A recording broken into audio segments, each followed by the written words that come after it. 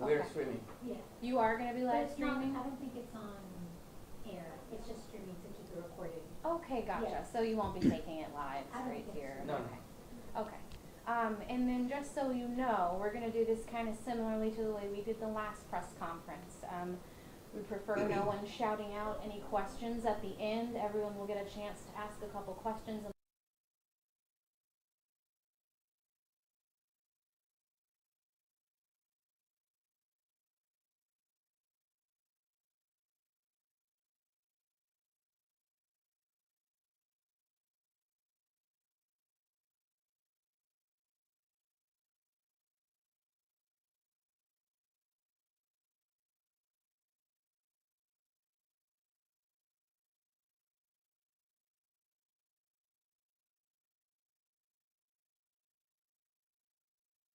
Ready? 3, 2, 1. Good afternoon. Thank you for joining me today. I'm pleased to announce that through our collaboration with FEMA, we have secured an additional 30-day extension for submitting documents reflecting our actions in the special flood hazard area post Hurricane Ian. This extension pushes the deadline to June the 10th. However, the City of Cape Coral remains committed to submitting all the documentation to FEMA by the original deadline of May the 9th.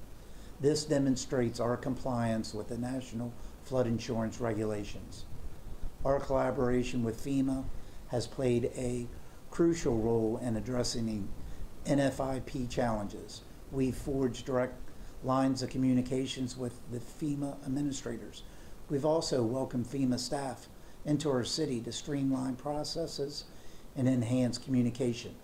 As we move forward, it's crucial to recognize the significance of retaining our community rating system, a rating of 5. This rating reflects our commitment to safety and resilience. It ensures that our residents with flood policies underwritten by the National Flood Insurance Program can continue to benefit from the discounts provided. City staff has been working tirelessly to compile specific documentation reflecting the actions taken post-Hurricane Ian. This documentation includes permits, substantial damage letters, demolition permits, and enforcement actions. For those seeking additional information and documents related to this issue, please visit capecoral.gov/FEMA. We appreciate the ongoing support from FEMA and Lee County. Together, we will emerge stronger and more resilient than ever before.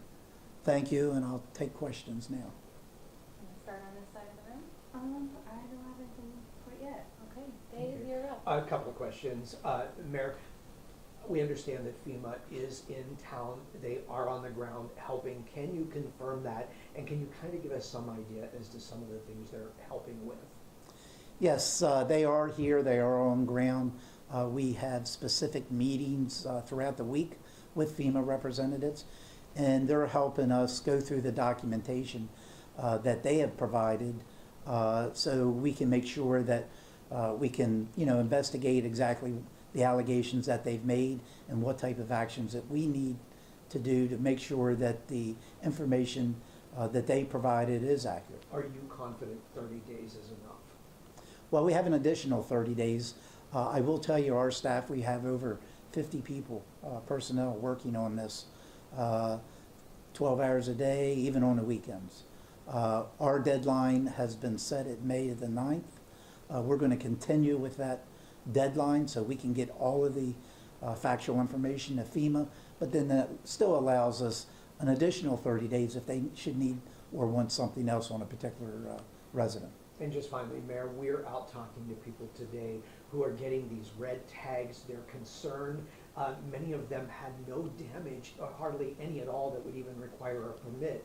What do you say to those folks who are getting these and don't understand why? Well, they're getting the notification simply because FEMA has recognized their particular residents, and it was on a list that was provided to the City of Cape Coral. And that could be the case. And we would ask them, please come to the hearing, to the magistrate and present their case.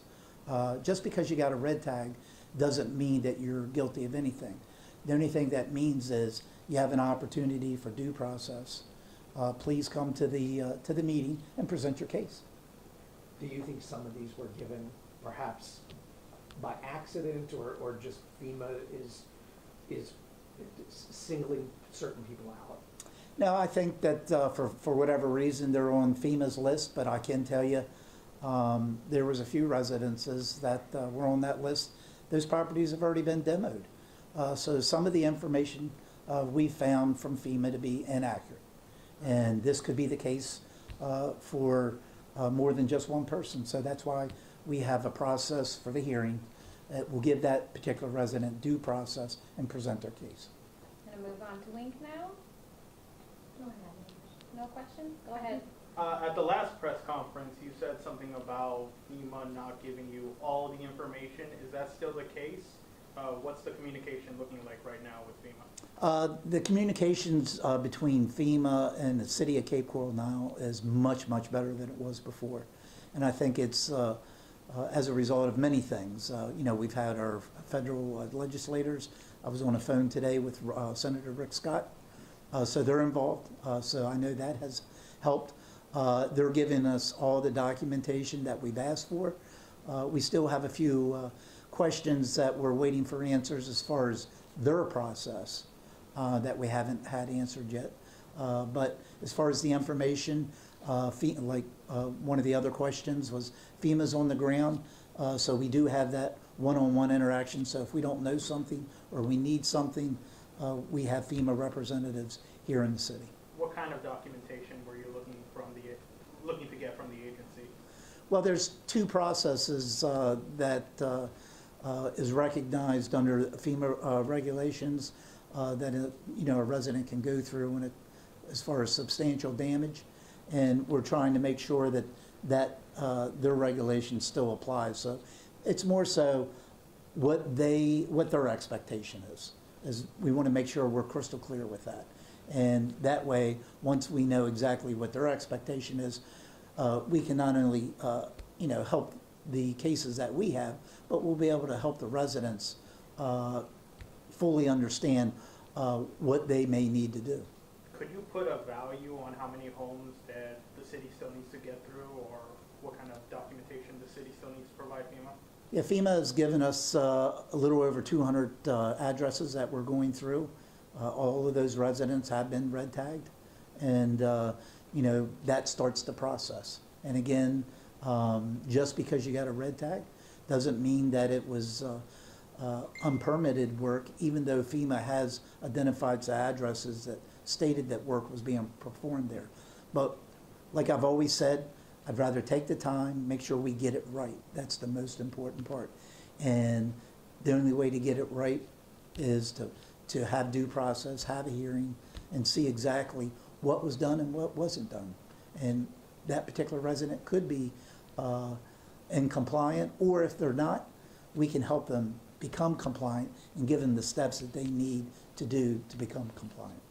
So how many homes are left that the city needs to get through?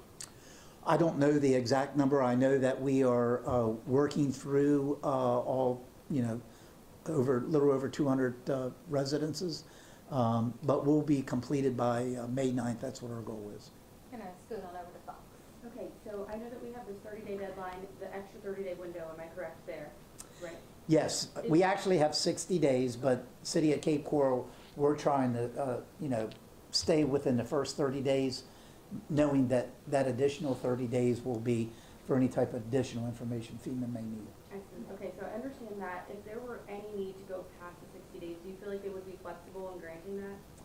Well, when I had a meeting last week and a half or so ago with the Region 4 administrator, I said exactly what I said earlier.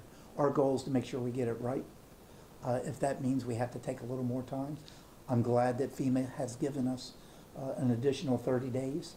And even the administrator himself said that he wanted to make sure that we got this right. So I'm glad that they're on the same page as we are. Wink, do you have any other questions? No. No? Okay, thank you, everyone. Thanks. Thank you.